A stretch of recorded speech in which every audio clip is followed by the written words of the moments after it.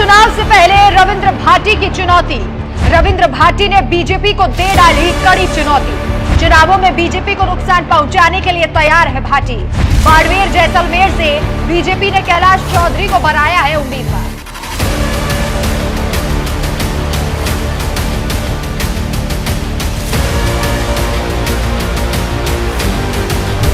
नमस्कार, मैं हूं आपके साथ राखी लांबा और आप देख रहे हैं न्यूज एक्सप्रेस। राजस्थान में लोकसभा चुनावों को लेकर सरगर्मियां तेज हो गई हैं। बाड़मेर जैसलमेर लोकसभा सीट भी हॉट सीटों में से एक है।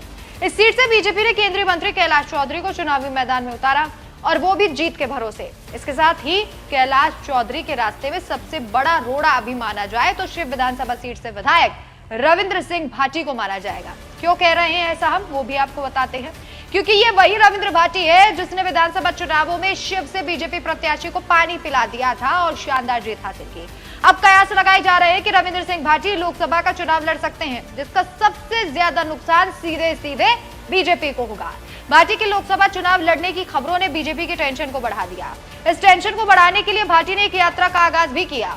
लोकसभा चुनाव भाटी निर्दलीय लड़ेंगे, ऐसी खबरें सुनते ही बीजेपी के हाथ पैर फूल गए। लेकिन अब मोदी शाह भी कुछ नहीं कर सकते।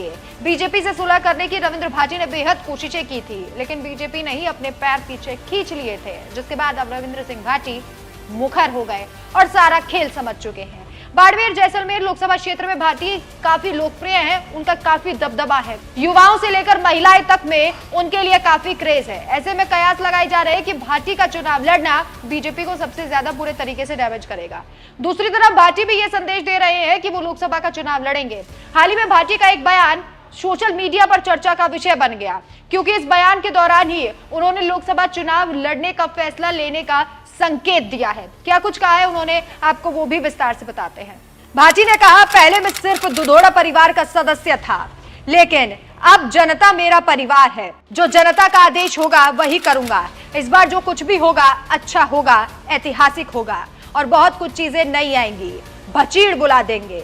वहीं रविंद्र सिंह भाटी ने 11 मार्च से बाड़मेर जैसलमेर लोकसभा की देव दर्शन यात्रा की शुरुआत की। विधायक रविंद्र सिंह भाटी ने देव दर्शन यात्रा शुरू करने जा रहे भाटी ने इस यात्रा को लेकर बताया कि मैं बाड़मेर जैसलमेर लोकसभा क्षेत्र में जाकर लोगों से मुलाकात करूंगा, राय लूंगा और उसके बाद फैसला लूंगा। हालांकि भाटी ने चुनाव लड़ने को लेकर साफ साफ तो कुछ नहीं कहा, लेकिन चुनाव लड़ने के संकेत जरूर दिए होंगे। आपने गौर किया कि भाटी ने कहा कि कोई अच्छा फैसला लेंगे। अब जनता के लिए इससे अच्छा फैसला क्या होगा कि भाटी राजस्थान से सीधा दिल्ली तक पहुंच जाए और वहां जाकर राजस्थान की समस्याओं को उठाए।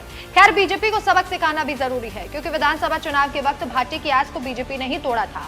उसके बाद भी भाटी ने बड़ा दिल दिखाया और हाथ मिलाना चाहा, लेकिन बीजेपी ने उन्हें कोई खास तवज्जो नहीं दी और अब भाटी पूरे तरीके से बीजेपी को बैकफुट में लाने की कोशिश में है। उनके समर्थकों ने कई बार दावे किए हैं कि वो लोकसभा का चुनाव लड़ेंगे। विधानसभा चुनाव में भाटी बीजेपी में शामिल हुए, लेकिन उन्हें टिकट नहीं दिया, जिसके बाद भाटी ने निर्दलीय चुनाव लड़ने का फैसला किया और जीते भी। चुनाव के बाद उन्होंने बीजेपी से जुड़ने की इच्छा जताई थी, लेकिन बीजेपी की तरफ से कोई सार्थक पहल नहीं हुई, जिसके बाद जानकारों का कहना है कि भाटी बीजेपी पर दबाव बनाना चाहते हैं। लेकिन अब भाटी सीधे सीधे मैसेज दे रहे हैं कि वो बीजेपी को टक्कर देने के लिए तैयार है। लेकिन आपकी क्या राय है, क्या इन लोकसभा चुनावों में भाटी जीतेंगे? और जिस तरीके से रविंद्र भाटी ने सीधे सीधे बीजेपी को चैलेंज किया है, इस पर आप क्या कहेंगे? हमें कमेंट करके अपनी राय जरूर बताएं। नमस्कार।